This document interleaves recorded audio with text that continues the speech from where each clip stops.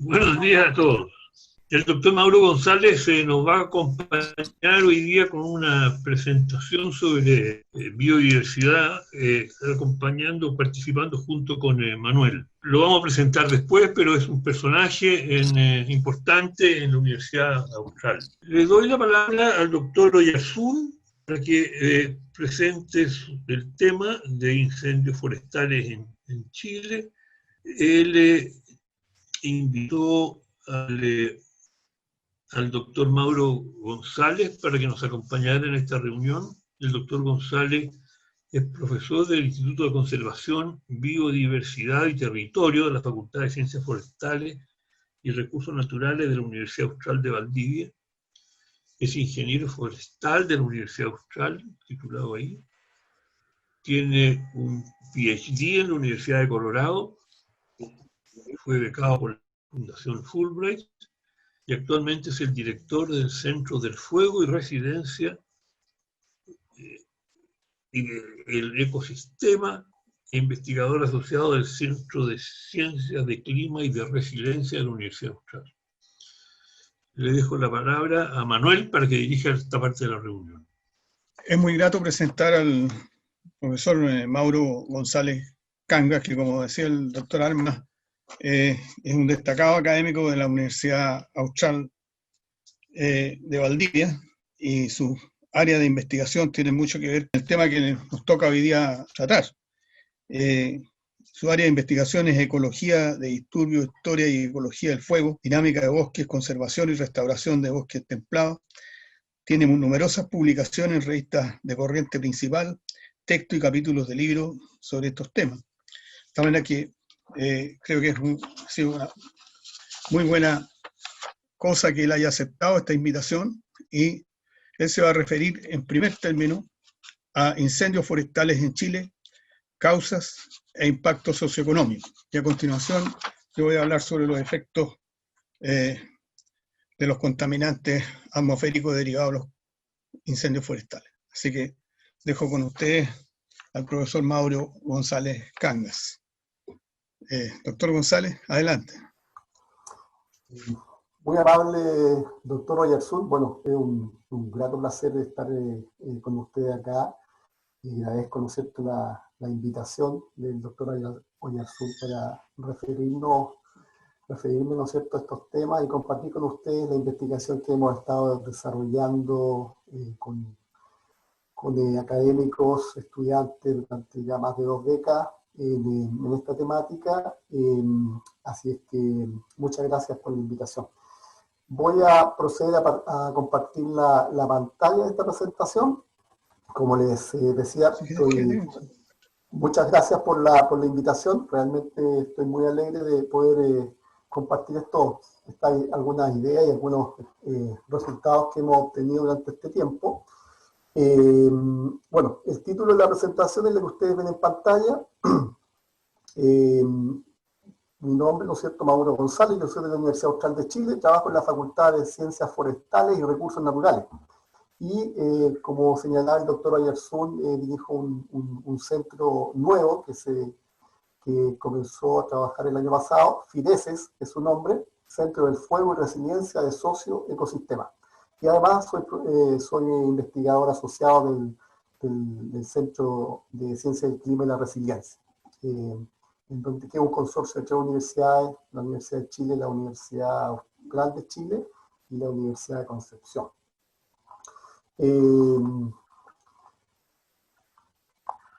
Bueno, el tema, ¿no es cierto?, que voy a presentar hoy día voy a presentar dos cosas importantes. Primero, el contexto general, ¿no es cierto?, el contexto en donde nos encontramos con incendios forestales a nivel mundial, y posteriormente me voy a enfocar a la situación chilena. Como ustedes deben saber, este ya es un problema global. El problema de los incendios es un problema global asociado al cambio climático, ya que se ha observado en distintas regiones del planeta, los incendios han aumentado en frecuencia, han aumentado en severidad, en el tamaño de los incendios y también en el periodo, es decir, en el periodo o en estación, ¿no es cierto?, la temporada donde ocurre, el número de meses en que ocurre. Y así hemos sido testigos de eventos de gran magnitud durante los últimos años y que han sin duda superado la capacidad de las fuerzas de combate, de control, para poder, ¿no es cierto?, suprimirlos, para poder extinguirlos. Y eso ha tenido por consecuencia pérdida de vidas humanas, pérdida económica, que en Chile por lo menos no son completamente evaluadas, servicio ecosistémico, biodiversidad y también, ¿no es cierto?, lo que a ustedes probablemente más les interesa, aspectos en relación a la salud. También, digamos, bastante poco estudiado en Chile. Bueno, les voy a mostrar algunas imágenes que son bastante dramáticas. Ocurrió el año 2017 en Portugal, en agosto, un incendio de gran magnitud que lamentablemente tuvo muchas víctimas fatales, ya que encerró a gente que salió de sus casas arrancando, básicamente, y fue atrapado en la carretera. En un paisaje muy, ¿no es cierto?, con una alta cobertura de plantaciones, en este caso de Eucalyptus globulus y otras especies adicionales. Tenemos también en el 2018, un año después, uno de los incendios más destructivos que ha afectado el estado de California, con prácticamente 1 millón de hectáreas quemadas, asociados a sequías muy intensas, fuertes vientos, que son estos vientos como los de Santa Ana, muy similares al viento Puelche que tenemos acá en el centro-sur de Chile, y olas de calor. Bueno, la cifra de fallecidos alcanzó 103 y el costo fue más de 3,5 billones de dólares. Ahora, los factores clave sugeridos, ¿no es cierto?, es el incremento de la interfaz urbana-rural. Lo vamos después les voy a explicar eso más adelante, pero es la conexión, ¿no es cierto?, que hay entre la urbe y los bosques o el sector rural, donde ese incremento de interfaz ha generado un incremento en los incendios, y también las políticas de supresión de incendios de Estados Unidos, que ha exacerbado el problema. Eso tiene que ver algo más técnico, que tiene que ver con el hecho de apagar todos los incendios que ocurren, considerando que en Estados Unidos y otras regiones del planeta el fuego también es un factor natural, es decir, ocurren también por rayos. Por lo tanto, cuando se han aplicado esas políticas de apagar todo, lo que ha resultado es un incremento en la cantidad de combustible y por lo tanto incendios mucho más severos e intensos, que es la problemática que tiene actualmente. Bueno, también tuvimos el año pasado, ¿no es cierto?, noticias de estos grandes incendios en el Amazonas, donde se concentra la biodiversidad, una gran proporción de los bosques tropicales del mundo. Son incendios causados por el ser humano. Este tipo de bosques, este tipo de ecosistemas no está preparado para ser quemado, porque dentro de sus procesos naturales el fuego no es parte, no han evolucionado con el fuego. Por lo tanto, el impacto es muy fuerte y con poca o escasa, ¿no es cierto?, capacidad de recuperación. Y bueno, y esto es justamente esta degradación de estos ecosistemas impacta directamente en la reserva de carbono y biodiversidad del mundo. A fines del año pasado, comienzo de este año 2020, también, ¿no es cierto?, fuimos testigos de estos grandes incendios simultáneos en Gales del Sur, en muchas ciudades de Australia, como ustedes ven en esta imagen satelital, y la gente también fue en muchos casos atrapada por estos incendios, con pérdidas humanas y pérdidas también materiales muy altas. Estos son bosques también de alta biomasa, por lo tanto, cuando se queman son muy intensos y se pueden propagar, ¿no es cierto?, con vientos favorables a alta velocidad. Y por lo tanto, muchos pueblos, ciudades se vieron atrapados también, y algunas personas la única forma de salvarse fue refugiándose en las playas, y muchos de ellos, ¿no es cierto?, hacia mar adentro. Bueno, en algunos días esta ciudad de Sydney estuvo con promedios de temperatura, digamos, temperaturas máximas de prácticamente 50 grados Celsius en sus alrededores, y con una calidad del aire que superaba 20 veces los niveles permitidos. Bueno, algo que lo hace, ¿no es cierto?, peculiar es que justamente estamos compartiendo, este es un problema que lo compartimos a nivel planetario, es decir, estos incendios que tuvimos en Australia y así otros que también han ocurrido en el pasado, las plumas de humo pueden viajar a cientos de kilómetros, como fue los incendios provocados en Australia, que llegaron, ¿no es cierto?, en unos cuantos días ya a las costas de Sudamérica, es decir, viajaron 12.000 kilómetros. Ustedes probablemente han estado en conocimiento durante las últimas semanas, también California ha sido azotada por otros incendios de gran envergadura que están teniendo, ¿no es cierto?, grandes impactos en los ecosistemas y también en la sociedad. Ya van 7 personas muertas y más de 2.000 construcciones, ¿no es cierto?, destruidas. Bueno, ahora ese es el contexto, ¿no es cierto?, en el cual nos encontramos a nivel planetario. Es decir, esta es una realidad que no solamente afecta a Chile, sino que afecta a muchas regiones, especialmente de clima mediterráneo, e incluso en áreas que tienen climas más templados, como por ejemplo en la parte más norte de Europa, en donde Alemania y otros países como Austria también han estado siendo afectados por incendios que no ocurrían en el pasado. Así que es algo que se está tomando mucho en cuenta y da luces de que el cambio climático tiene, ¿no es cierto?, relevancia en lo que está ocurriendo. Bueno, ahora respecto a lo que ha pasado en Chile. Este es un informe que nosotros publicamos a principios de este año, ese informe a las naciones, respecto, ¿no es cierto?, al régimen de fuego en Chile y cuáles son sus causas, cuáles son los principales impactos y la capacidad de resiliencia de la sociedad y los ecosistemas. Bueno, esto es una manera también muy importante de difundir, socializar el conocimiento que muchas veces se encuentra, ¿no es cierto?, y como escuchaba yo también, en las revistas científicas, en los libros, pero una manera de llegar, ¿no es cierto?, a las autoridades, a los tomadores de decisiones, al público en general, es compartir esta información a través de documentos de estas características. Primero una mirada general de lo que ha pasado en Chile durante los últimos 30, 40 años.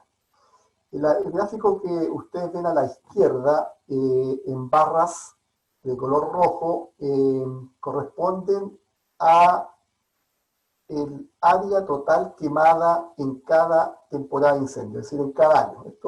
Los registros de CONAF comienzan en el año 1977, si bien hay otros registros previos, pero no muy confiables. Así que esta ha sido la evolución, ¿no es cierto?, de los incendios en términos de área quemada en Chile. Ustedes ven que es bastante variable. El promedio del área quemada hasta el 2016 era de 54.000 hectáreas, es decir, el promedio, el área quemada en Chile estaba en orden de esa cifra, 54.000 hectáreas anuales. Sin embargo, después de la temporada 2017, saltamos, ¿no es cierto?, tuvimos 570.000 hectáreas, es decir, casi 600.000 hectáreas. Eso es como 10 veces el área quemada anual en promedio. Es decir, sin duda es una cifra, digamos, muy alta. Y por otro lado, usted observa también que el número de incendios que está aquí en esta línea ha presentado un incremento, digamos, consistente a través de los años, con un número máximo de incendios que ocurrió en la temporada 2015 de 8.000 incendios al año. Esa es la panorámica, ¿no es cierto?, de los últimos 30, 40 años en términos de área quemada y número de incendios. Por otro lado, en el gráfico, en la figura de la derecha, ustedes observan Chile, ¿no es cierto?, desde Coquimbo hasta los lagos, y en colores rojos o anaranjados, amarillos, observan ustedes dónde se concentran los incendios en Chile, en el área quemada en Chile. Principalmente esto está entre la región de Valparaíso y la región de la Araucanía por la cordillera de la costa. Y por supuesto, como ustedes saben, es donde también se concentra el mayor número de personas. La población en Chile, sobre el 75%, 80% de la población está ubicada en esa región. Bueno, durante la última década hemos sido también testigos de la gran sequía que estamos experimentando. También tuvimos el primer informe del Centro de Ciencia del Clima y la Resiliencia, fue este informe de la Nación de la mega sequía. Y ahí se determinó, ¿no es cierto?, que muchas de las regiones, en la región centro-sur de Chile, es decir, entre Coquimbo y la región de los ríos, presentaban sequía, es decir, más del 70% de las estaciones climáticas tenían déficit de precipitaciones, que son estas que están en colores mucho más rojitos. Y además, esto estaba acompañado por olas de calor, es decir, aumentaron las olas de calor de verano, y ya llevamos 10 años consecutivos de sequía, de déficit hídrico, es decir, con un déficit de lluvia de más del 70-80% entre las regiones de Coquimbo y Maule. Bueno, ¿cuáles han sido las implicancias, las consecuencias de esto? Una de ellas tiene que ver con el alargamiento de la temporada de incendios, es decir, la extensión de la temporada de incendios. Y aquí nosotros analizamos especialmente incendios de mayor tamaño, no incendios pequeños, sino incendios de mayor tamaño que pueden, en algunos casos, ser de más de 5.000 y 10.000 hectáreas.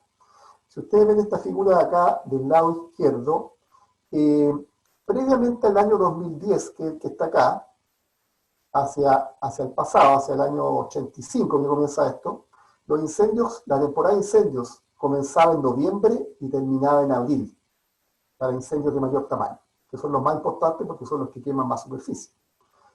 Pero cuando comenzamos con este periodo, ¿no es cierto?, climático de sequía, la temporada de incendios se extendió, en buenas cuentas se extendió, se adelantó en un mes, estos incendios de mayor tamaño comenzaron a ocurrir en octubre y además terminaban más tarde, en mayo. Es decir, pasamos de 6 meses como temporada de incendios, ¿no es cierto?, de eventos de mayor magnitud a 8 meses.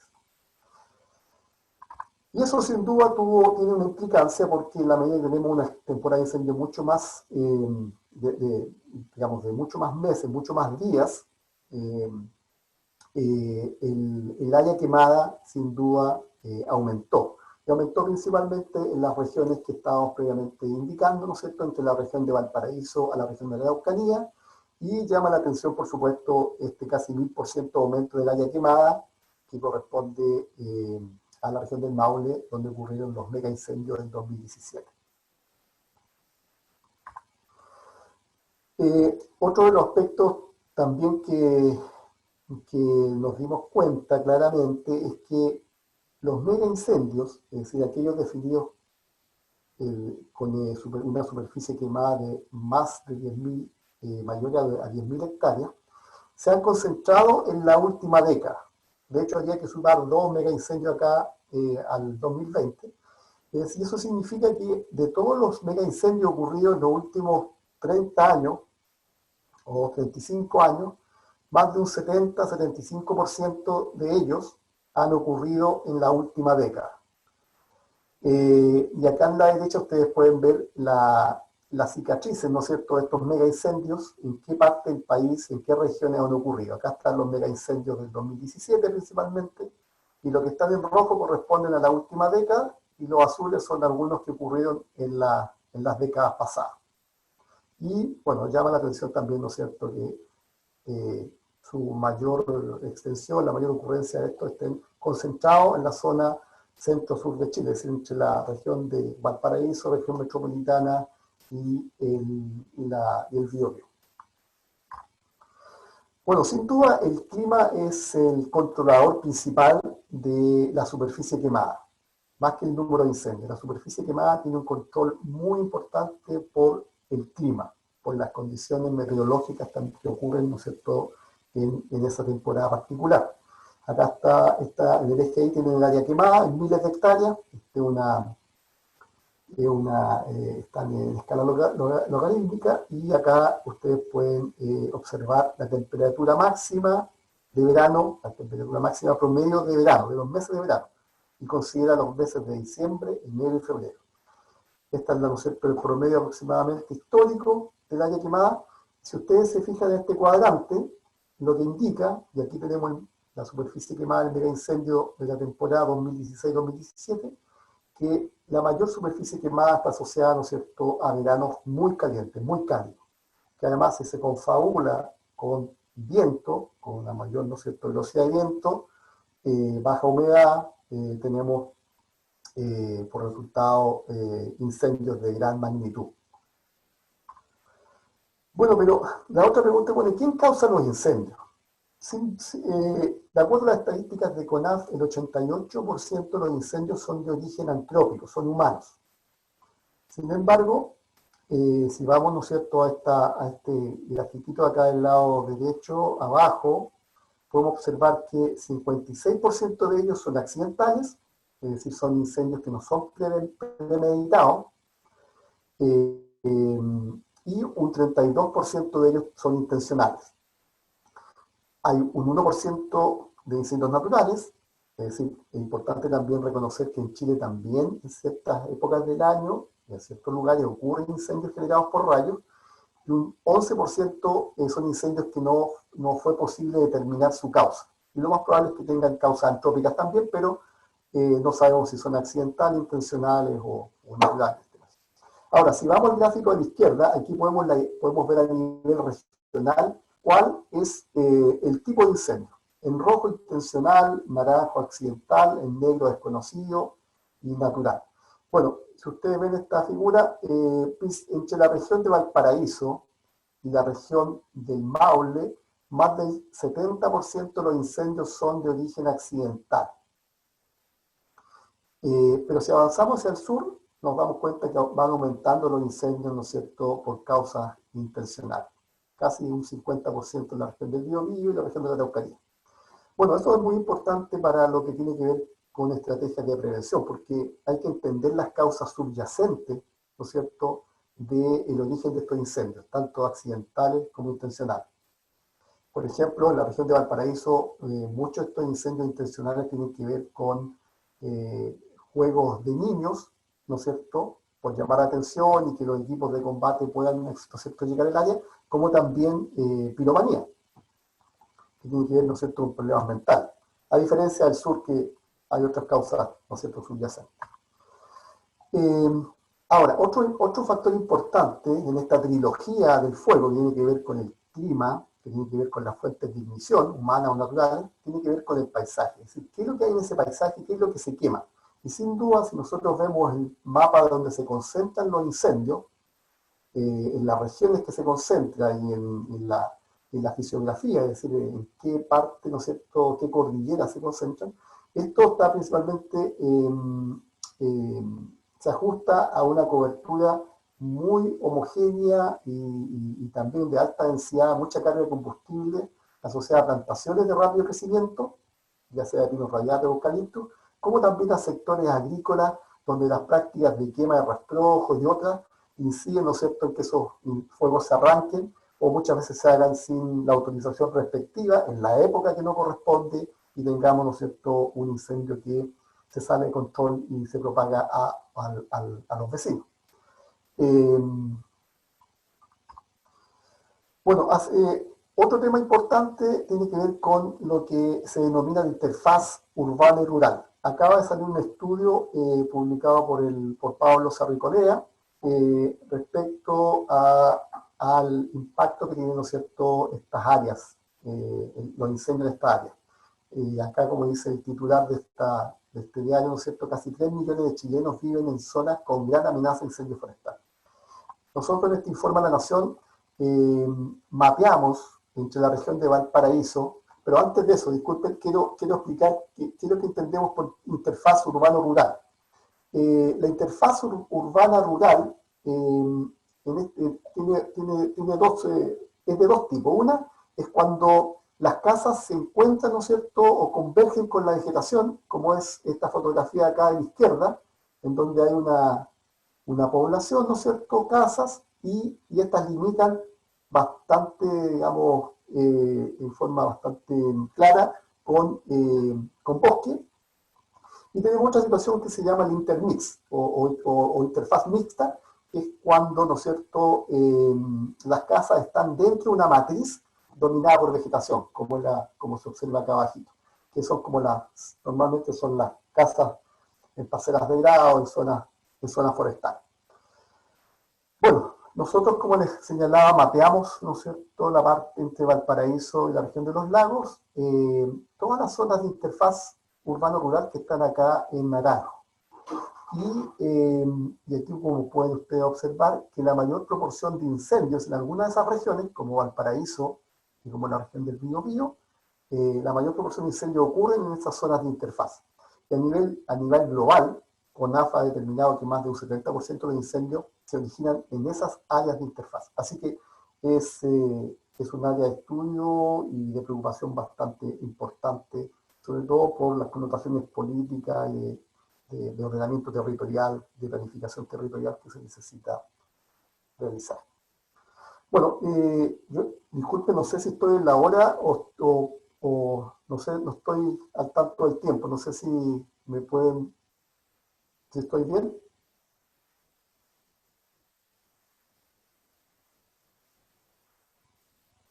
¿Aló? ¿Me escuchan? Sí, doctor, tiene tiempo. ¿Cuántos minutos me quedan? 10 minutos si quiere. Ya, bueno, ahora brevemente les voy a mencionar lo que ocurrió en la temporada 2017. Esta fue una temporada muy dramática para el país, no se habían registrado incendios de esa magnitud, de ese tamaño, por lo menos durante los últimos 80 años.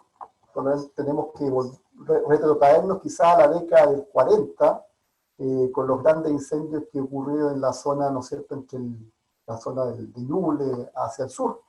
Así es que fueron de gran impacto para la sociedad y los ecosistemas. Esta es una imagen satelital, la que ustedes tienen acá al lado derecho, con muchos incendios de gran tamaño que estaban ocurriendo en forma simultánea. Esta es la región del Maule. Entre el 18 de enero y el 5 de febrero, es decir, en un par de semanas, se quemaron prácticamente 500.000 de hectáreas. Bueno, el número de fallecidos fueron 11 personas y más de 1.500 viviendas destruidas. Y como lo veíamos en una de las primeras láminas, la superficie total quemada esa temporada alcanzó casi las 600.000 hectáreas. Los impactos ambientales y sociales fueron desastrosos. Gran superficie tanto de plantaciones, como se observan acá, que algunas ya están cosechadas. Todo esto eran plantaciones quemadas que aquí fueron cosechadas por las empresas, y también pequeños remanentes de bosque nativo que se encontraban en quebradas fueron también quemados con una gran severidad. Esta es la cuenca del Purapé. E incluido, ¿no es cierto?, Salta Olga, que justamente estaba en una zona de interfaz y en donde el fuego pasó por encima y todas las casas que se encontraban en ese lugar. Bueno, y un importante efecto también de los incendios a nivel global, que se está haciendo recién considerado por los informes, ¿no es cierto?, de los organismos internacionales, son las emisiones de CO2 a la atmósfera. Nosotros determinamos que producto del mega incendio en 2017, alrededor de 100 millones de toneladas de CO2 fueron liberadas a la atmósfera.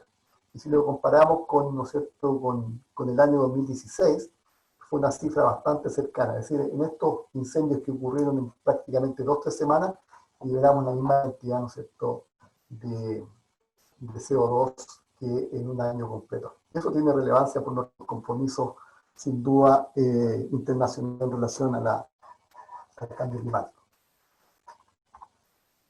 Bueno, y aquí, estas son las últimas láminas. Este es un trabajo publicado hace bastante poco, 2015, por la doctora Rubio y colaboradores. Hay otros también trabajos similares.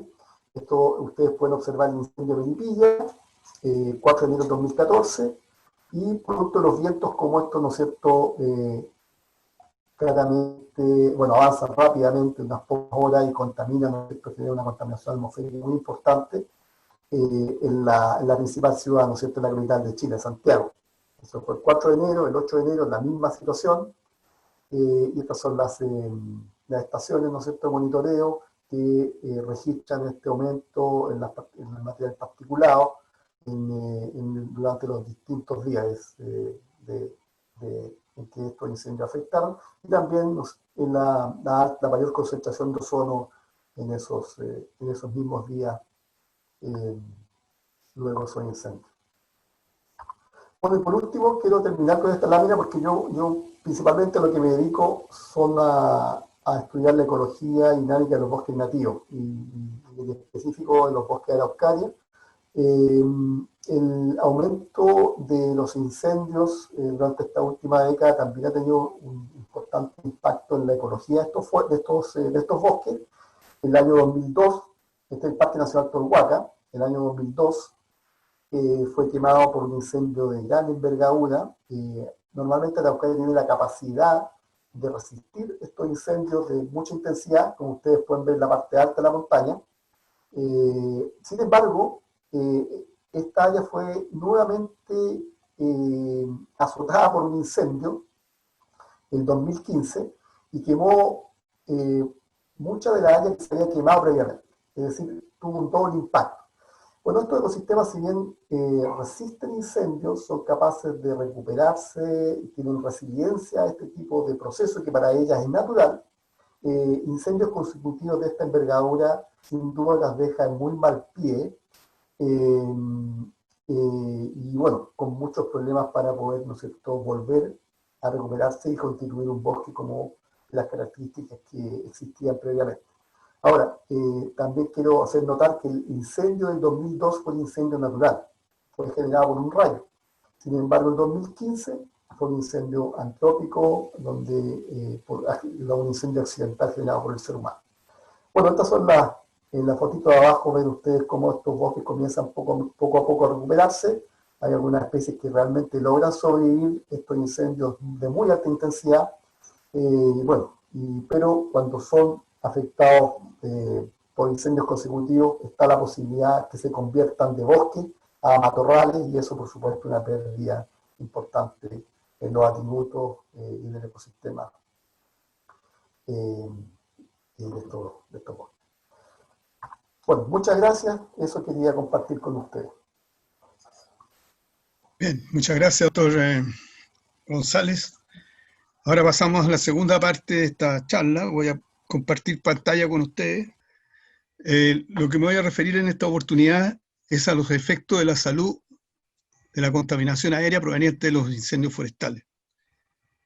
El doctor González ya habló de los impactos ecológicos y socioeconómicos de los incendios forestales.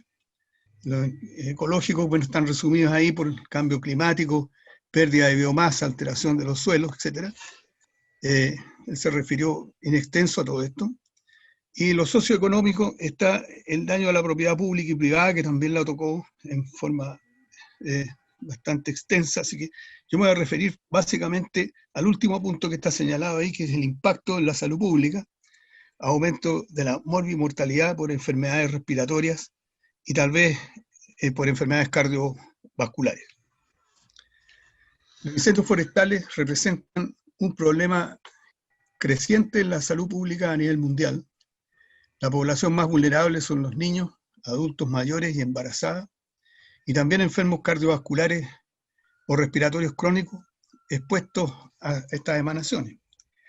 A diferencia de la contaminación atmosférica urbana, la contaminación proveniente de los incendios forestales puede recorrer grandes distancias, como ya lo mostró el doctor González, y tiene una composición diferente y su ocurrencia es esporádica y más difícil de prever que la contaminación habitual urbana.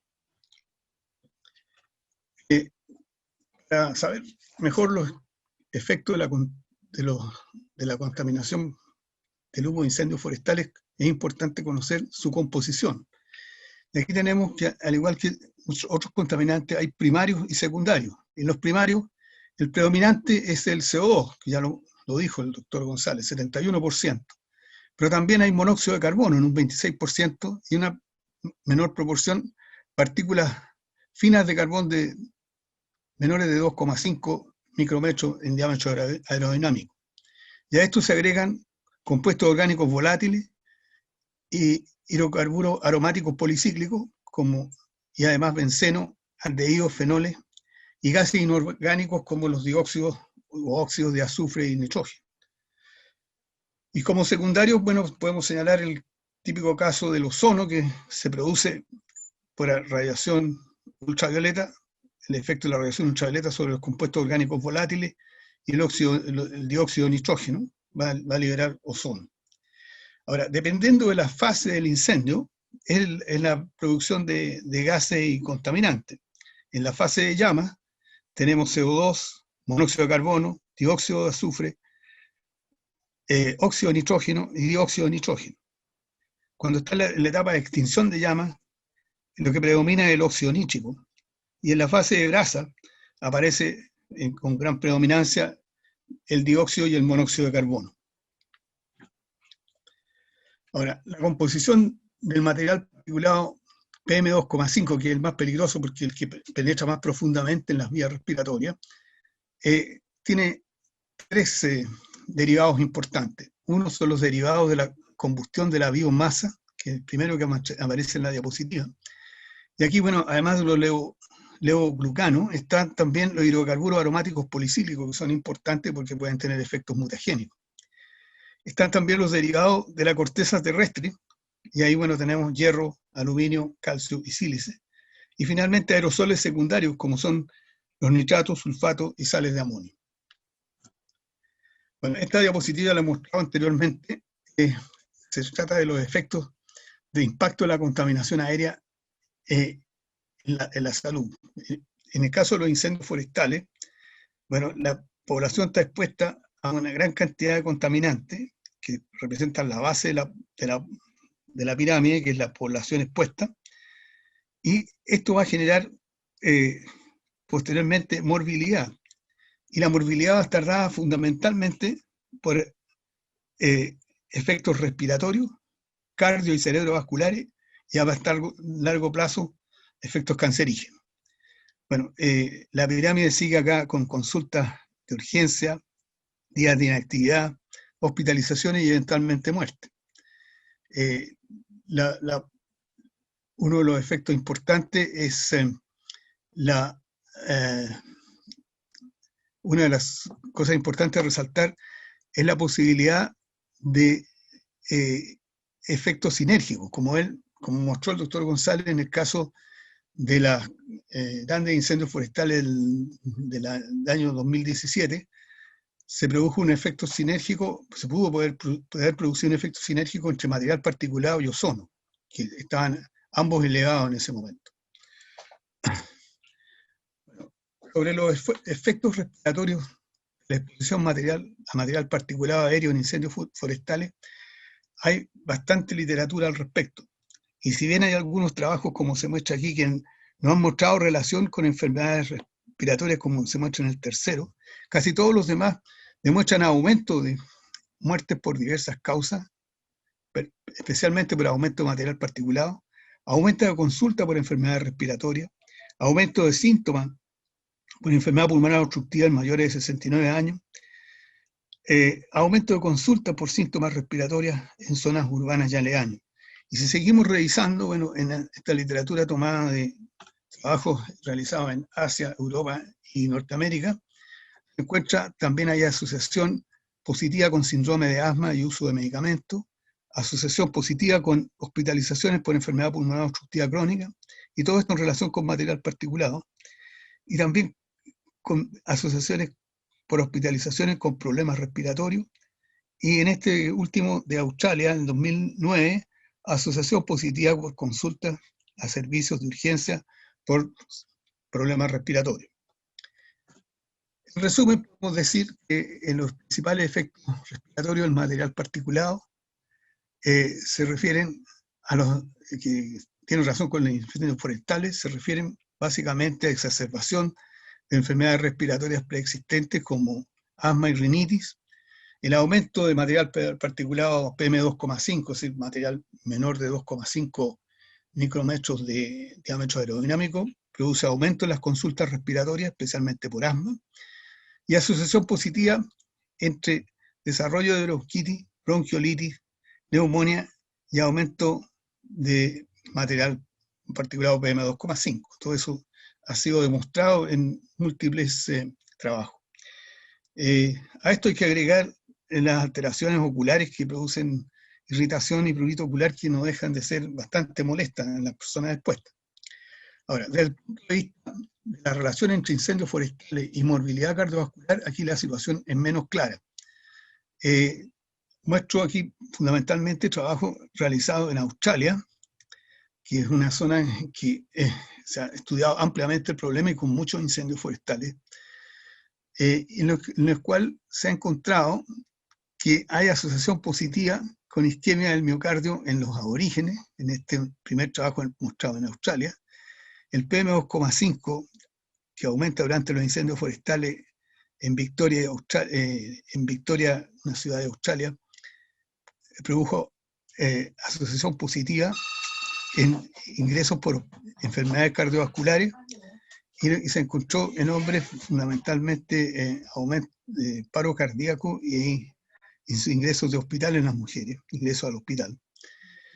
En Melbourne, este es un trabajo interesante porque muestra atenciones en ambulancia por paro cardíaco extrahospitalario, y la asociación más importante se encontró con monóxido de carbono, el efecto el contaminante más asociado, con mayor efecto, seguido por material particulado y con un rezago de 48 horas.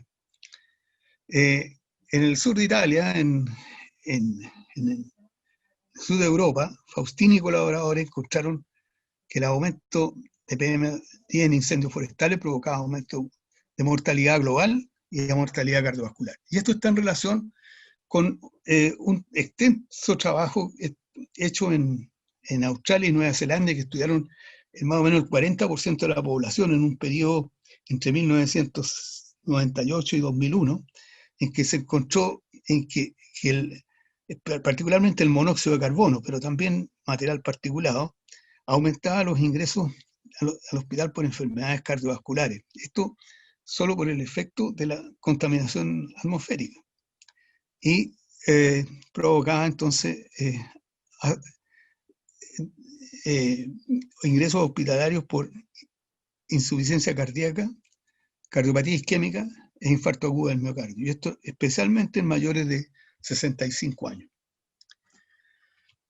Considerando todos estos trabajos realizados en estudios sobre enfermedades cardiovasculares en incendios forestales, podemos decir que las evidencias de asociación entre enfermedades cardiovasculares y la contaminación aérea, particularmente por monóxido de carbono y material particulado proveniente de incendios forestales, están aún mezclados con factores confundentes. Por ejemplo, uno de los factores confundentes es la temperatura, que se eleva mucho, y la humedad, y que son factores que también pueden provocar el mismo fenómeno, por lo que aún no son totalmente concluyentes, aunque es posible que las personas con enfermedades cardiovasculares preexistentes tengan un mayor riesgo.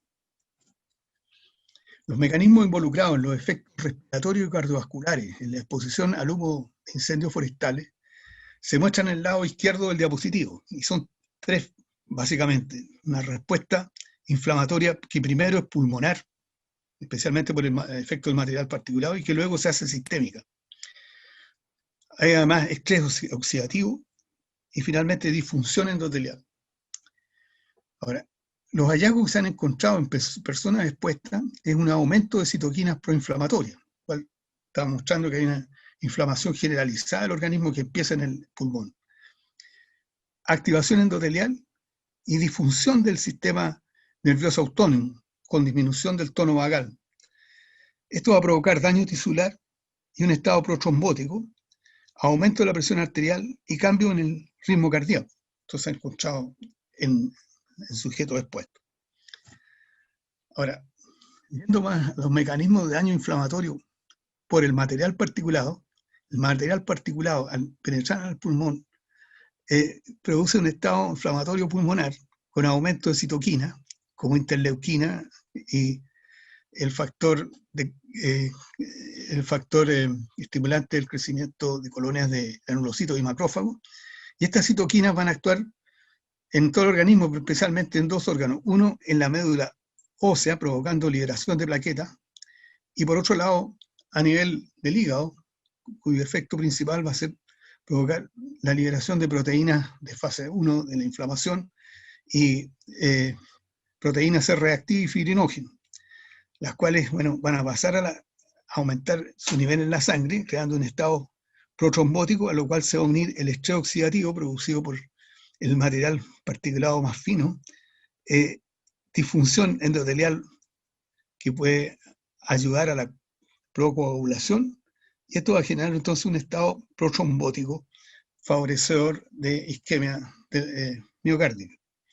Y a largo plazo, lo que puede ocurrir a nivel cardiovascular es que estos factores pueden ser coadyuvantes en la hipertensión arterial y arteriosclerosis, y a nivel respiratorio pueden ser coadyuvantes en la enfermedad pulmonar obstructiva crónica o la hiperreactividad bronquial, tos crónica y eventualmente fibrosis pulmonar. Acá muestro los posibles mecanismos de los efectos cerebrovasculares y neurológicos del material particulado. En base a estudios epidemiológicos, toxicológicos y clínicos, se han postulado 3 mecanismos posibles de estos efectos. Un primer mecanismo son los efectos proinflamatorios en el endotelio pulmonar, por activación de macrófagos, producción de interleuquina, efectos protrombóticos y aumento de viscosidad sanguínea. Y esto, bueno, puede estar potenciado por, no solamente por el material particulado, sino que potenciado por gases presentes, como por ejemplo el dióxido de nitrógeno, monóxido de carbono o el dióxido de azufre.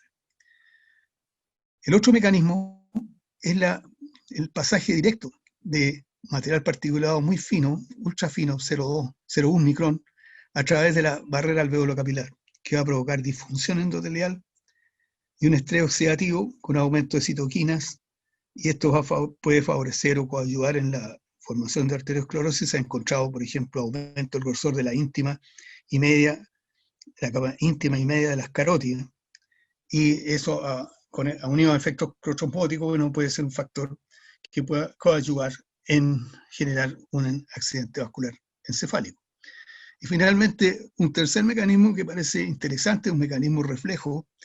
El material particulado puede activar receptores neuronales pulmonares y provocar, por vía refleja, un aumento de la presión arterial y cambio en el ritmo cardíaco. Ahora, no solamente el material particulado es tóxico, sino que también el monóxido de carbono. El monóxido de carbono ha sido utilizado como trazador de la magnitud del incendio forestal en cuanto a la población expuesta. Y aquí les muestro lo que ocurrió en Funchal, en una isla de madera de origen de Portugal, que tiene alrededor de 100.000 habitantes, que entre el 8 y el 11 de agosto de 2016, la unidad de medicina hiperbárica del hospital de ese centro, de esa isla de Portugal, trató 37 intoxicados por monóxido de carbono por incendios forestales. Y en esta isla se practica buceo, entonces tienen una unidad de medicina hiperbárica para tratar las embolías gaseosas. Y en este caso, bueno, la utilizaron para tratar estos enfermos que llegaron intoxicados con monóxido de carbono. Aquí entonces les muestro los resultados de este estudio. Llegaron 37 intoxicados por monóxido de carbono tratados con oxígeno hiperbárico, con 2,5 atmósferas de presión durante 5 horas. La edad de los intoxicados era de 38 años en promedio, y 78% eran hombres, 10 de ellos eran bomberos que estaban combatiendo el incendio forestal, 4 niños y 2 embarazadas. La duración de la exposición fue de 6 horas con valor mediano, de la mediana, y lo que más se encontró fue síntomas neurológicos. El 81% tenía problemas neurológicos que iban desde la cefalea hasta pérdida de conciencia y alteraciones de conciencia. Habían también síntomas cardiorrespiratorios como disnea, tos y dolor torácico. Y curiosamente la carboxihemoglobina no estaba muy elevada, lo normal es 1.5, los no fumadores estaban levemente aumentadas, con una gasometría arterial dentro de límites normales. Esto no es tan asombroso porque el efecto del monóxido de carbono, más que bloquear el transporte de oxígeno por la hemoglobina a nivel de la mitocondria, bloquea la citocromo oxidasa y tiene entonces un efecto mucho mayor a nivel de la cadena respiratoria. Y ese es el efecto quizás más importante que produce a nivel cerebral. Bueno, el seguimiento a 30 días en 25 pacientes demostró que 5 de ellos tenían un síndrome neuropsiquiátrico tardío, es decir, aparecía problemas cognitivos, pérdida de memoria e incluso neuropatía periférica. En los 12 meses de seguimiento se siguieron 20 pacientes, no se detectó nuevos casos, pero esto demuestra que el monóxido de carbono puede ser un factor importante en determinar toxicidad en estos incendios forestales. Respecto a los efectos cancerígenos o los contaminantes aéreos de los incendios forestales, en el humo se han identificado más de 15 compuestos potencialmente riesgosos. Y los más importantes son el benceno, el formaldehído, la acroleína, y que en el material particulado PM2,5, que contiene hidrocarburos aromáticos policíclicos, alcanzan niveles significativos en un incendio forestal. El formaldehído es considerado cancerígeno por la Agencia Internacional para Investigaciones del Cáncer y generaría cáncer nasofaríngeo y eventualmente leucemia. El formaldehído y el acetaldehído a largo plazo pueden producir cáncer, asma y alteraciones del epitelio nasal. Y el riesgo de producir cáncer del formaldehído es 6 veces mayor que el del acetaldehído. Esta diapositiva es para mostrarle una molécula interesante, que es la 8-oxi-2'-deoxiguanosina generada por oxidación del ADN y eventualmente biomarcador de cáncer pulmonar. La molécula está mostrada aquí al lado derecho del diapositivo. Esta molécula, que se puede medir en la orina, se relaciona con diferentes procesos de estrés oxidativo y además puede ser un marcador de riesgo de cáncer pulmonar. Ahora, lo interesante es que se ha encontrado una relación entre la producción de esta 8-oxi-DG y la exposición a material particulado según los años de ejercicio profesional de los bomberos de los incendios forestales. Y entonces esto ha hecho pensar a estos autores, a Letona y colaboradores, que los bomberos están sometidos a un estrés oxidativo permanente y este estrés oxidativo a futuro puede tener efectos deleterios en ellos desde una enfermedad metabólica hasta problemas mutagénicos que pueden eventualmente aumentar su riesgo de cáncer. Sería interesante estudiar esta población y eso es lo que supongo que estarán haciendo. En conclusión, la exposición a las emanaciones de incendios forestales es un problema creciente en salud pública en el mundo. La asociación positiva entre exposición a emanaciones de los incendios forestales y la mortalidad global y la morbilidad respiratoria por asma, EPOC y neumonía. En mayores de 65 años, como llama usted, aumentan las consultas por enfermedades respiratorias agudas y exacerbación de enfermedades respiratorias crónicas, con ese riesgo relativo que está anotado ahí, y también por infarto agudo del miocardio, con ese riesgo relativo. El mayor riesgo de portadores de enfermedades respiratorias crónicas y posiblemente cardiovasculares en edades extremas y embarazadas. Y finalmente, debo decir que puede existir un posible aumento del riesgo de cáncer por exposición a estas emanaciones. Y esa era la última diapositiva que tenía para mostrarles, así que les agradezco mucho su atención a esta presentación. Y podemos entonces ahora pasar a las preguntas. Si les parece. ¿Alguna pregunta? ¿Algún comentario? Excelente, Manuel. Yo creo que hemos aprendido mucho con la exposición de esta mañana.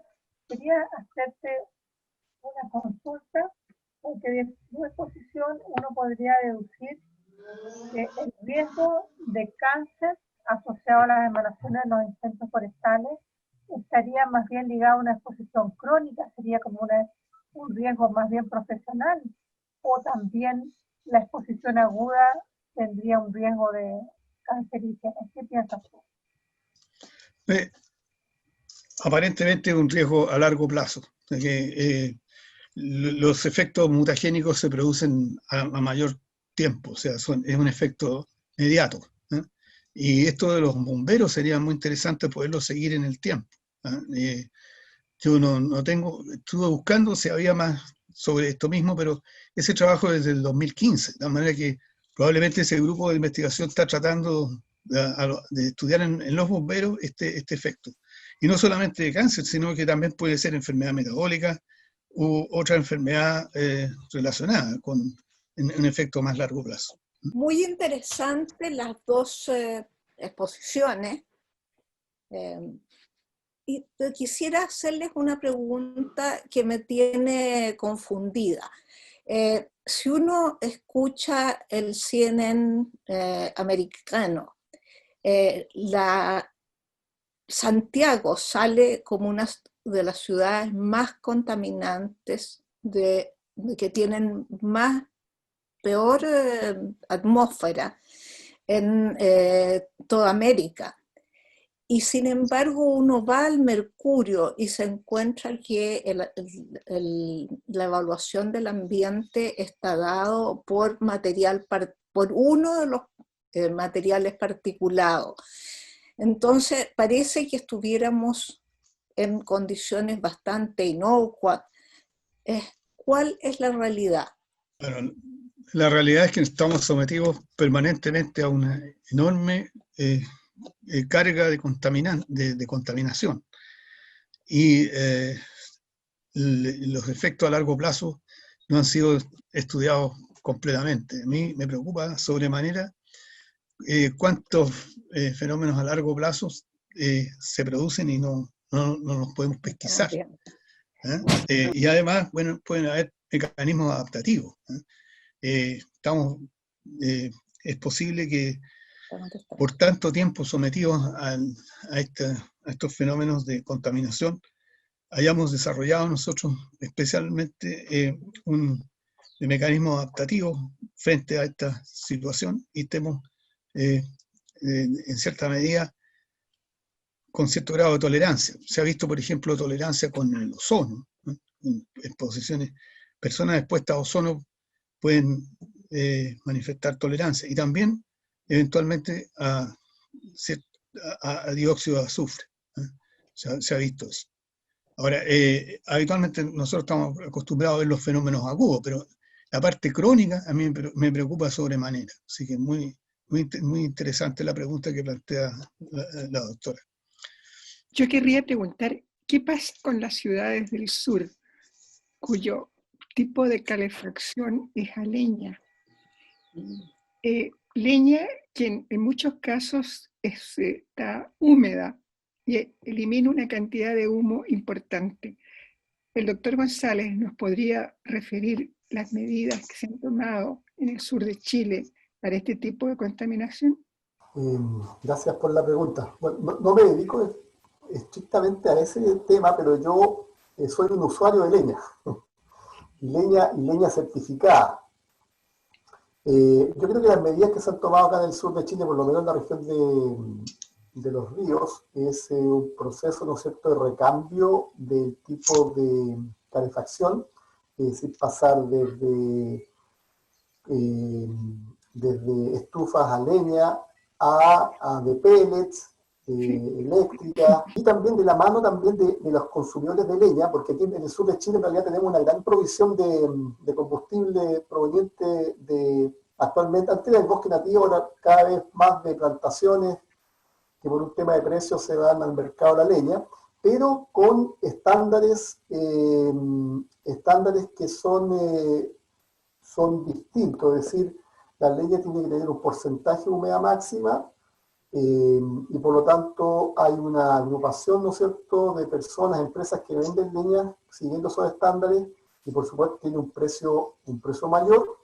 Entonces, bueno, hay dos cosas. Por un lado, yo todo esto soy ingeniero forestal y por lo tanto me parece que no, es importante manejar adecuadamente los bosques para proveer de este material combustible con estándares que sean adecuados y de esa forma la contaminación sea baja. Y por otro lado hay un tema social, es decir, acá no todos podemos comprar leña por un lado certificada, ni tampoco cambiarnos a pellet o tener, ¿no es cierto?, calefacción por electricidad. Hay un mundo, digamos, rural, hay también una sociedad que no tiene la manera de financiar una calefacción, ¿no es cierto?, que es mucho más onerosa. Pero bueno, y por otro lado también medidas de que la habitación, la casa, conserve mejor la energía, y yo creo que eso es clave. En la medida que tenemos casas mejor provistas para que no se escape, ¿no es cierto?, el calor, nos da mucho una temperatura de confort mejor, y eso. Eso podría yo decir respecto a ese tema. ¿Algún otro comentario, pregunta? Sí, no, a propósito de la pregunta de la doctora sobre las ciudades del sur de Chile. Bueno, yo vivo en una de estas, y hace pocos días atrás hubo un artículo de la prensa internacional que decía: una pequeña villa del sur de Chile es la más contaminada del mundo. Bueno, la verdad es que la pequeña villa era Temuco, y los valores que daban eran eso, por decir, de que era la ciudad más, era del poblado, ¿no es cierto?, más contaminado del mundo. La verdad es que las respuestas se dieron casi todas recién. La ciudad es una ciudad que da los índices de pobreza mayores de Chile. La población usa leña húmeda porque hay poca leña seca, porque es cara y porque no va a ser controlada por razones sociales. Vale decir, si pasa un vehículo de ambiental, ¿verdad?, fiscalizando las chimeneas de la ciudad, no va a ir a las poblaciones pobres, porque no sabrían posteriormente qué hacer con el resultado de su medición. Socialmente no van a poder cortar ese tipo de calefacciones, ante lo cual lo toman en algunas casas de las poblaciones más acomodadas, cursan los partes correspondientes, pero no soluciona el problema. Temuco tiene niveles de contaminación durante el año de una cuantía que todos significarían en Santiago restricción de la movilización. Pero ya ni siquiera se da como una información de un punto de vista de aprehensión de la población. El problema es cuál es la alternativa. La alternativa es económica. La alternativa es, ¿no es cierto?, que en una ciudad de un nivel de ingreso tan bajo, combustibles más caros como la electricidad fuera subsidiado. Pero eso no es parte de la política de Chile, ni en este gobierno, ni en los anteriores, ni en una corriente política, ni en la otra, ¿verdad? Entonces es una cosa que es difícil de solucionar. En resumen, la contaminación fundamentalmente allá es por leña húmeda. Y leña húmeda porque es el combustible más barato para la población y que no va a estar dispuesta a cambiarlo. Pero Benjamín, sí, lo que se dijo es que era que se asignaba un subsidio al gas para achicar el consumo de leña. Mira, lo que ha habido más de un punto de vista de accionar es cambiar la leña al pellet. Pero tú ves que el pellet se acabó en Chile. Entonces, así como están las colas para la benzina, están las colas para el pellet. Porque probablemente cuando se pensó en esto, se pensó en el hardware, ¿no es cierto? Pero no lo que había que echarle adentro. El gas no te lo podría contestar, porque realmente no tengo yo leo el diario todos los días, el diario local, que es muy malo, pero lo leo igual todos los días por saber qué pasa en la ciudad. Y esa información sobre un subsidio al gas no hay. No hay. Tendría que ser una cosa que la municipalidad manejara directamente, pero en general, subsidio al combustible no hay. Ha habido un subsidio importante en el aislamiento de edificios. y que ha tenido algún grado de financiamiento internacional, entiendo que de Suiza, que ha significado que han forrado con una especie de pluma bit, con una inversión muy alta y con un valor muy bajo a pagar por los propietarios, e incluso en casas de distintos niveles socioeconómicos en la ciudad. Eso sí ha sido bastante activo, pero la impresión del día a día es que eso no va a solucionar el cómo se cocina o cómo se calefacciona. Es difícil. La ciudad de Padre Las Casas, que está al frente, que es aún de niveles económicos más bajos que Temuco, el 90% de las casas tiene calefacción a leña. Y la leña que se usa es leña húmeda, porque es más barata y porque hay stock de ella. Y el hombre que va a comprar un bosque lo compra hoy día y lo vende mañana en pedazos. Entonces no es que lo guarde de un año para otro, o sea, no tiene un nivel económico para estar sustentando secar leña durante un año, que es lo que significaría usar leña seca. Sí, quería volver un poquito yo a los bosques y preguntarle al doctor Mauro González si un bosque es arrasado por un incendio, con un programa de reforestación, ¿a cuánto tiempo se recupera ese bosque? Gracias por la pregunta, doctora Prado. Mira, acá vamos a diferenciar dos. Primero, bosque es una palabra muy genérica. Vamos a diferenciar los que son plantaciones que tienen una connotación distinta desde el punto de vista, ¿no es cierto?, de su uso y de algunos atributos, y lo que son bosques, en este caso nativos, que son nuestras dos realidades. Bosque nativo, ya sea del tipo que ustedes probablemente conocen bien en sus regiones, o en la región central de Chile, que son bosques esclerófilos, bosques adaptados a condiciones, ¿no es cierto?, de verano seco, menos húmeda, y bosques templados que son un poco más al sur, a partir ya de la octava región principalmente, si bien comienzan un poquito más al norte por las cordilleras, pero cuando ocurre un incendio y afecta una plantación forestal, ya sea de pino, eucalipto o incluso nativa también, plantación nativa, la recuperación en primer lugar depende del tipo de especie. Por ejemplo, el pino y el eucalipto son especies que provienen de ecosistemas en donde el fuego es un proceso natural del ecosistema. Entonces tienen adaptaciones que les permiten recuperarse incluso naturalmente, porque las semillas están protegidas en cono, en el caso del pino, se diseminan y crecen muy rápido en condiciones bastante extremas. Insolación solar, baja humedad, vientos, pero son especies más rústicas. El eucalipto, por su parte, también tiene esa adaptación, incluso rebrota vegetativamente. Ustedes ven quizás camino al Valparaíso, cuando se queman los eucaliptos, están todos rebrotados desde la base, del fuste, tienen adaptaciones particulares. Ahora, cuando entramos al bosque nativo, dependiendo de las especies, también puede tener capacidad de recuperación bastante buena. Por ejemplo, el esclerófilo, que se ha quemado por siglos, no tendrían esclerófilo si no tuvieran la capacidad de recuperarse naturalmente, porque nadie está plantando esclerófilo ni nadie lo ha hecho, excepto actualmente por procesos de restauración. Hay mucho más preocupación de proteger y recuperar esas áreas quemadas.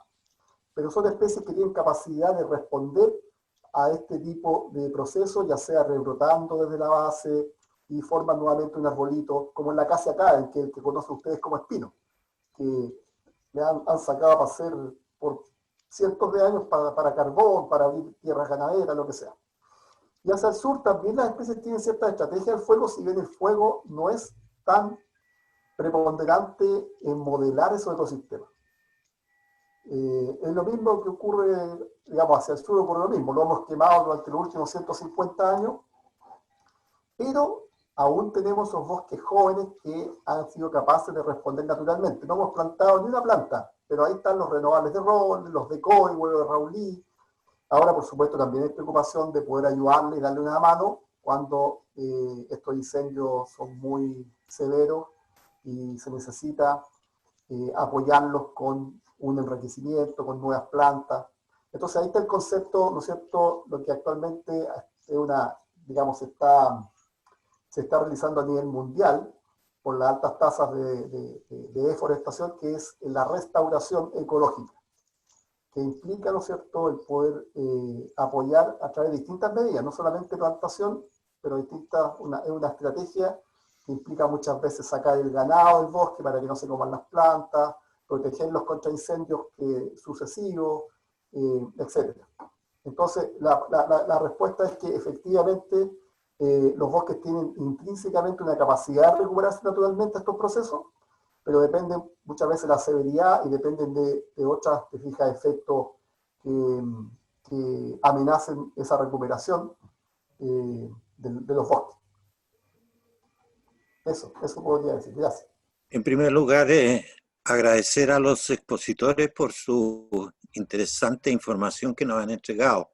Quería hacer un comentario en relación con lo que expuso Manuel, que tiene efectos tanto de la contaminación ambiental como de los incendios forestales.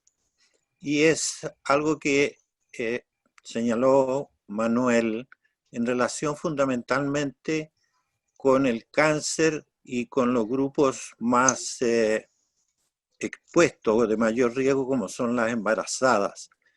Y quiero decir que algunos de estos componentes, ¿verdad?, pueden ocasionar cambios que se han denominado epigenéticos y que pueden ser transmitidos incluso a una segunda generación. Yo entiendo que estudiar eso en expuestos a incendios forestales es complejo, pero no sé si Manuel puede tener mayor información respecto a estos cambios epigenéticos que sabemos que pueden producir incluso otras enfermedades. Yo me quedé con una pregunta parecida a la del doctor Quesada, porque esta exposición a agentes cancerígenos es fugaz en la vida, no es una situación que sea muy permanente, de manera que es posible que no tenga un real impacto en producir un aumento en los cánceres. Yo no conozco la epidemiología de los cánceres en las regiones boscosas, pero a lo mejor ahí hay alguna respuesta, en el sentido de que hay una mayor tendencia a ciertos cánceres. No sé si, Manuel, yo quería preguntarle al doctor González, además, fuera de tratar de que la gente no queme los bosques, ¿qué más se puede hacer? ¿Existen maderas resistentes al fuego? Como para cambiar los bosques industriales por una madera que sea distinta. A ver,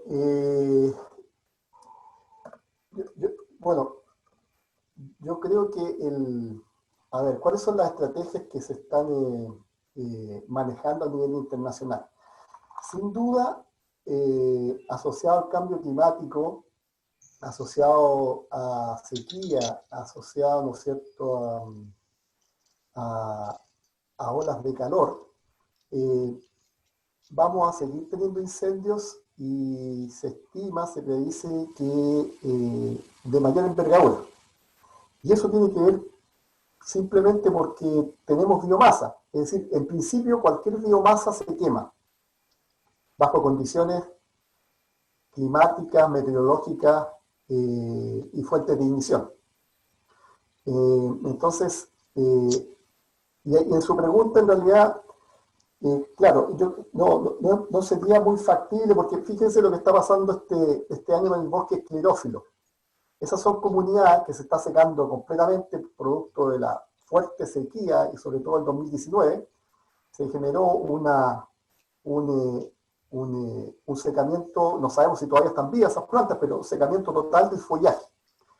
Es decir, cambiar ese tipo de ecosistemas que son naturales, nativos y proveen una diversidad muy importante, única, y además muchos bienes y servicios para la comunidad, no se ve como una alternativa factible el cambiar, digamos, de una manera tan premeditada esos ecosistemas. Lo que sí vamos a tener que acompañarlos quizás a algún tránsito, algo distinto, pero yo creo que la respuesta está en cómo nosotros podemos manejar de forma integral ecosistemas naturales o plantaciones que sabemos que se van a quemar o tienen un alto riesgo de incendio.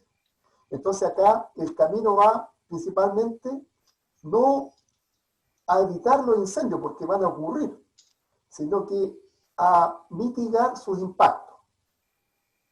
Es decir, que el impacto en los socioecosistemas sea menor, es decir, en el número de personas afectadas, en los ecosistemas quemados, en apoyarlo en su recuperación natural. Entonces, esa es la estrategia que se está implementando, ya que sabemos que con todos los equipos de combate, fíjense ustedes que Australia, que Canadá, que California, ¿no es cierto?, con todos sus equipos, con historia de combate de incendios, con toda la infraestructura, gente capacitada por décadas, no son capaces de controlar incendios. En caso de algunos naturales y otros antrópicos, no son capaces. Por lo tanto, la respuesta no es tan sencilla, y yo creo que no va por el lado de cambiar el ecosistema, sino que manejar, gestionar un paisaje que los haga mucho más resilientes, mucho menos vulnerables. Y para eso, sin duda, tenemos que avanzar en estrategias más efectivas de prevención, porque en Chile, como veíamos, más del 88% de incendios son antrópicos, de los cuales algunos son accidentales y otros intencionales, pero tenemos que entender, por eso este es un tema que necesita un trabajo multidisciplinario, incluidos psicólogos, médicos, ecólogos, para poder realizar una planificación que nos permita tener paisajes que cuando ocurren incendios el daño sea el más bajo posible, porque estamos en un contexto climático y el clima es el principal controlador, ¿no es cierto?, de la propagación de incendios, pero también ayudado por el paisaje. Entonces, bueno, es una trilogía en la cual tenemos que trabajar para entender mejor el proceso y dar mejores respuestas también. Así que en eso estamos de alguna forma. Gracias. Sí, muchas gracias. Primero quisiera agradecer la excelente conferencia del doctor González y hacerle una pregunta. De los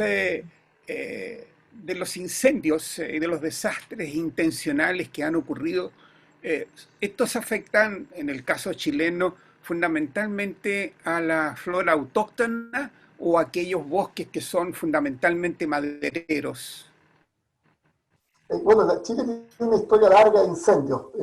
Probablemente antes de los 70, ¿no es cierto?, el principal impacto se lo llevaba el bosque nativo, porque era una manera de en este caso muchas veces colonos, ¿no es cierto?, y agricultores, era una manera de abrir tierra para ganadería y agricultura. Pero en los últimos 20, 30 años, por el incentivo a la forestación, producto también de muchas áreas abiertas que estaban en proceso de erosión, ¿no es cierto?, fuerte erosión, los incendios han tenido un impacto cada vez más creciente en las plantaciones industriales, las plantaciones de rápido crecimiento, llámese pinos, radiata o eucaliptus. Entonces, y especialmente en el contexto de mega incendios. Si uno ve, creo que mostré una figura en donde, producto, por ejemplo, del mega incendio del 2017, 50% de lo que se quemó correspondió a plantaciones de rápido crecimiento. Y el resto fue bosque nativo, pradera, agricultura, otros usos del suelo. Entonces, sin duda, en la cordillera de la costa, especialmente entre Valparaíso y la novena región, el paisaje cubierto por plantaciones muy extensa, muy homogénea, con una gran carga de combustible, facilitan la propagación de grandes incendios. Y además son especies más combustibles. Son especies que en sus ambientes naturales se queman con facilidad porque no tienen problemas de responder, están adaptadas al fuego, básicamente. Gracias por la pregunta. Muy lindas las presentaciones y ambos dijeron algo relacionado con los aspectos ecológicos de los incendios forestales.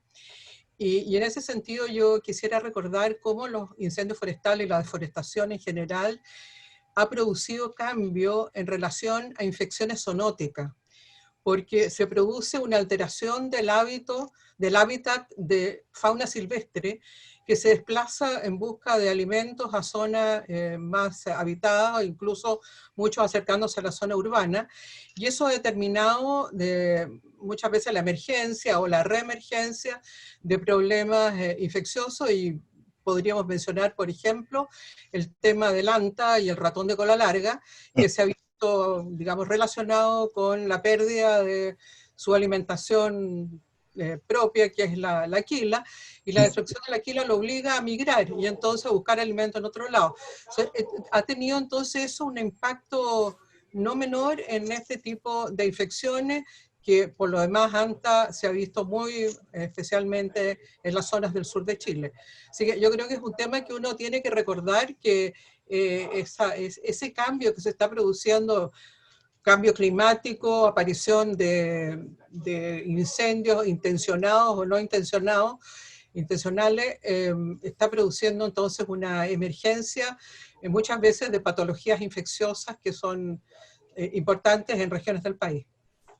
Tal como dijo el doctor Armas, yo creo también que este es un tema país en el que se le ha dado poca importancia, y es fundamental que se investigue más sobre él y que se alleguen fondos. Ustedes saben, se creó el Ministerio de Ciencia y Tecnología, y creo que el Ministerio de Ciencia y Tecnología debería preocuparse de este tema y preocuparse de los temas país, ¿no? Y destinar fondos especiales para esto. Ya lo dijo Andrés Bello cuando creó la universidad, que una de las principales misiones que debería tener el Estado es preocuparse de investigar en los problemas país. Eso sería. Yo quiero darle las gracias al doctor González y a Manuel por esta presentación de un tema de tanto interés nacional. Muy, muy interesante. Veremos cómo sigue esto. Si aparece alguna forma de prevenirlo fuera del convencimiento a los humanos, porque yo creo que eso va a ser difícil de lograr, evitar los incendios producidos por las personas. Muchas gracias, doctor González, por haber viajado desde Valdivia, y gracias a ustedes, pues. Se cierra la sesión.